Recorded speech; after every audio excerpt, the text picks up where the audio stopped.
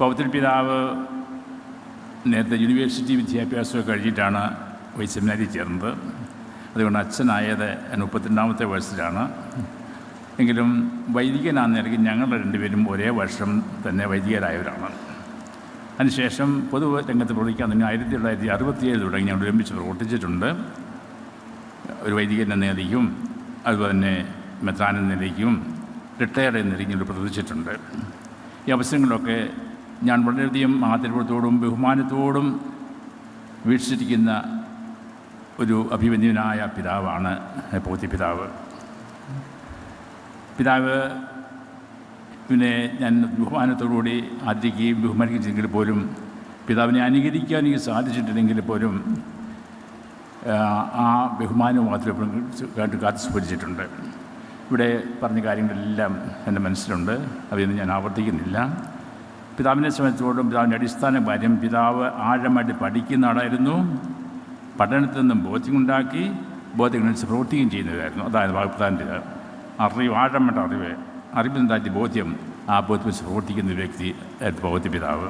അപ്രകാരം പിതാവ് ജീവിച്ചുകൊണ്ടാണ് ഇന്ന് നമ്മൾ ഇവിടെ ഈ പൗത്യ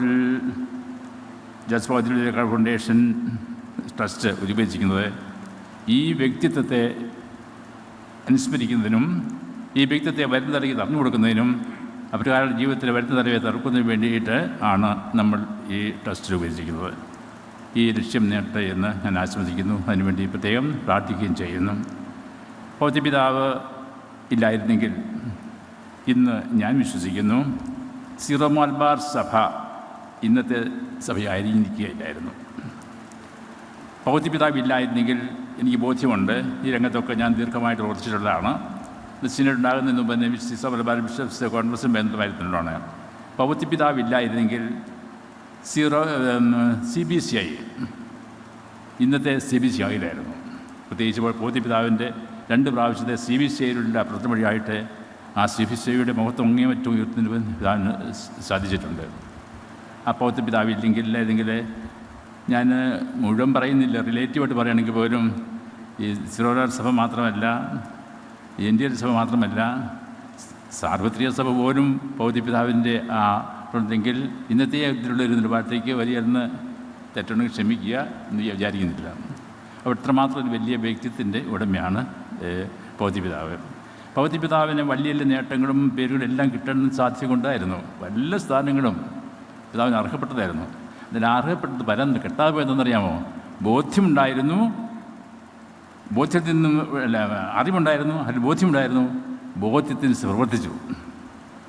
നമുക്കെല്ലാവരും പൗത്യപിതാവിനെ പറയുന്ന അക്ഷര കാര്യം എന്നറിയാമോ? ബോധ്യമുണ്ടായിരുന്നു, അതിന് അറിവുണ്ടായിരുന്നു, ബോധ്യമുണ്ടായിരുന്നു, ബോധ്യത്തിന് പ്രവർത്തിക്കുക എന്ന് നമ്മൾ മനസ്സിലാക്കുന്നു. പൗത്യപിതാവ് ഒരിക്കലും പൗത്യപിതാവിനെ അല്പം സോപ്പിട്ട് പ്രവർത്തിച്ചെങ്കിൽ സഭയിൽ തന്നെ സീറോ മലബാർ സമയത്തുള്ള വലിയ സാധനങ്ങൾ കിട്ടുമായിരുന്നു. എന്നാൽ പിതാവ് അതിന് പരിശ്രമിച്ചില്ല. നഷ്ടപ്പെട്ടതിനെപ്പോൾ പിതാവ് പരാതിപ്പെട്ടില്ല. പല വിധത്തിലുള്ള പ്രതിഷേധങ്ങളുണ്ടായൊക്കെ നിങ്ങൾക്ക് എല്ലാവർക്കും അറിയാം. അവസരത്തിനും പിതാവ് ഒരിക്കലും എതിരായി പറഞ്ഞു ഒരാളെ പറ്റി ഒരു മോശമായിട്ട് വാക്ക് ഞാൻ പറഞ്ഞു കേട്ടില്ല. ജീവിതകാലം ഒരു പ്രാവശ്യം പിതാവിനെതിരായിട്ട് പ്രവർത്തിച്ചപ്പോഴും പിതാവിന് വേണ്ട കാര്യങ്ങളൊക്കെ തെളിവുകളുടെ കാര്യം എല്ലാ പ്രതിഷേധം ഉണ്ടായപ്പോഴും പിതാവ് ഒരിക്കലും മറ്റൊരാളെ പറ്റി ഒരിക്കലും കുറ്റം പറഞ്ഞു കേട്ടില്ല. ഇതൊക്കെ പൗത്യത്തിൻ്റെ ആ സവിശേഷതകളാണ്.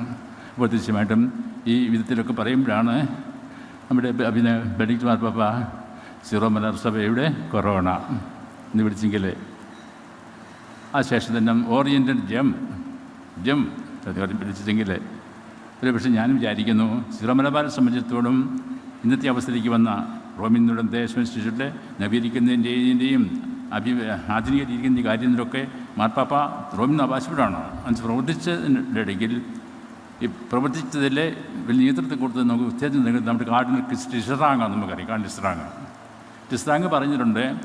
ടിസ്റാങ് പറഞ്ഞു, ഞാൻ സീറോ മലബാർ സഭയെ സ്നേഹിക്കുന്നു എന്നുള്ള ഞാൻ സീറോസമിനെ പഠിച്ചിട്ട് എനിക്ക് അറിയാമെന്ന് പറഞ്ഞത്. ഞാനൊരു സീറോ പൗത്യപിതാവ് ഇത് പറയാമെന്ന് എനിക്ക് തോന്നുന്നത്.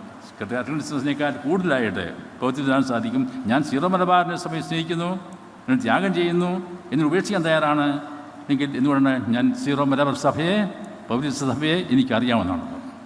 അതിന് പ്രവചിച്ചൊരു വ്യക്തിത്വത്തിനുടമയാണ് പൗത്യപിതാവ്. എത്ര മനോഹരമാണ് നോക്കിക്ക് ഞാൻ പഠിച്ചു.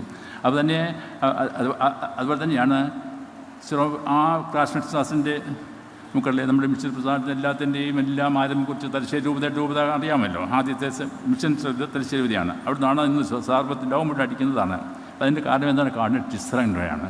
അതിന് മുൻപ് പ്രവർത്തിച്ച വേറൊരു സഭാപിതാവുണ്ടായിരുന്നു, ഫാദർ ഫ്രാസിറ്റ്.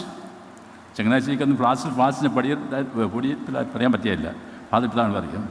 അത് കഴിഞ്ഞാൽ പിന്നെ അവരോടോ അതിനെ കൂൺപാറ്റിക്കുന്നെങ്കിൽ ഞാൻ പറയും പൗത്ര പിതാവ്. ഒരു ശിവപതി വരെ പ്രാശ്രത്തിന് ഒരു പിതാവെന്ന് വിളിക്കാനോ ഉണ്ടെങ്കിൽ പോലും അതിനേക്കാളും കൂടുതലായിട്ട് ഈ പൗത്ര പിതാവ് ഈ ഞാൻ പറയാൻ സാധിക്കും. ഈ സഭ എനിക്കറിയാം ചോദിച്ചു. പിതാവ് നൽകുന്ന നേതൃത്വം അതോടൊപ്പമാണ്. അതുകൊണ്ട് എനിക്ക് ഞാനൊരുത്തും അല്ലെങ്കിൽ പോലും എനിക്ക് പൗത്ര പിതാവിൻ്റെ സ്ഥാനം കൊടുക്കുന്നവർക്കാണ് സീറോ പറയുന്നത് സഭാപിതാവ് എന്നുള്ള പേര് പൗത്ര പിതാവിന് കൊടുത്താൽ അതൊരിക്കലും അധികം വേണമെന്ന് എനിക്ക് തോന്നുന്നില്ല. അപ്പോൾ ആ പിതാവിൻ്റെ മുന്നിൽ വിശ്വസിക്കുന്നു. പിതാവിൻ്റെ പരിചയപ്പെടുന്നതിന് സാധിച്ചതിന് സന്തോഷമുണ്ട്. ഈ പിതാവിൻ്റെ വലിയ മാതൃക നമ്മുടെ ജീവിതത്തിൽ അനുകരിക്കുന്നതിന് നമുക്ക് പ്രത്യേകമായിട്ട് പരിശ്രമിക്കാം. അതുപോലെ തന്നെ ഈശോ പണ്ട് സിനഗോഗിൽ പഠിപ്പിക്കാൻ ചെന്നപ്പോഴേക്കും പ്രവാചകനായിട്ട് പ്രവാചകൻ പെണ്ണ് കൊടുത്തില്ലേ? അപ്പം പ്രവാചകൻ ശിശു വായിച്ചെന്നാണ്, കർത്താവിൻ്റെ ആത്മാവ് എൻ്റെ മേലുണ്ട്, ദരിദ്രരോട് സുവിശേഷം അറിയിക്കപ്പെടുന്നു. അതെല്ലാം പറയുന്നില്ല. കാഴ്ച മുതലെല്ലാം ശേഷം സാധനം പറഞ്ഞു, ദൈവരാജ്യം പ്രസംഗിക്കാനാണ് ഞാൻ വന്നിരിക്കുന്നത്. ഈശോ പറഞ്ഞു ഇതെല്ലാം നിറവേറിയിരിക്കുന്നെന്ന്. അപ്പോൾ ഓരോ വൈദികൻ്റെയും ഓരോ ക്രിസ്ത്യാനിറ്റിയിലാണ് ഈശോയിൽ നിറവേറി നമ്മൾ നിറവേറ്റലാണ്. ഞാൻ വിചാരിക്കുകയാണ് പൗത്ര പിതാവിന് ഈ ബഹുമാനം കൊടുക്കുമ്പോഴേക്കും ഈ പ്രസ്ഥാനം ആരംഭിക്കുമ്പോഴേക്കും പൗത്ര പിതാവിന് സാധിക്കും കർത്താവിൻ്റെ ആത്മാവിൻ്റെ പേരുണ്ട്. ആത്മാവ് പൗത്ര പിതാവുണ്ടായിരുന്നു. ആ ആത്മാവ് എന്തിനയച്ചത്? ദരിദ്രർക്ക് സുവിശേഷം പ്രസംഗിക്കാനാണ്. ആ സുവിശേഷമാണ് അന്തർഗാപത്തിന് നൽകുക. ആ സുവിശേഷമാണ് ദൈവദിസ്കാര്യം വത്സരം പ്രസംഗിക്കാൻ വേണ്ടിയിട്ടാണ്, ദൈവരാജ്യം പ്രസംഗിക്കാൻ വേണ്ടിയിട്ടാണ്. അതുകൊണ്ടാണ് സഭയുടെ അർത്ഥം പഠിപ്പിക്കുക, വിശദീകരിക്കുക, നയിക്കുക എന്നുള്ളതാണ്. ആ ദൗത്യമെല്ലാം പൗത്ര പിതാവ് കൃത്യമായി നിർവഹിച്ചു, പഠിപ്പിച്ചു. അതുതന്നെ വിശദീകരിച്ചു. വിശ്രുവാന വഴിയായിട്ട്, ലിറ്ററി വഴിയായിട്ട് നയിച്ചു.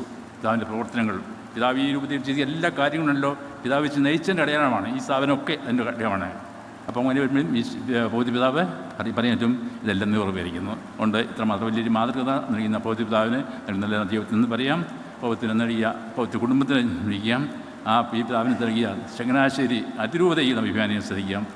ഈ പിതാവിനോട് എത്ര സ്നേഹത്തോടും പിതാവിനെ അനുകരിക്കുവാനായിട്ട്, അത് ഈ ചൈതന്യം മറ്റു കൊടുക്കുവാനായിട്ട് ഈ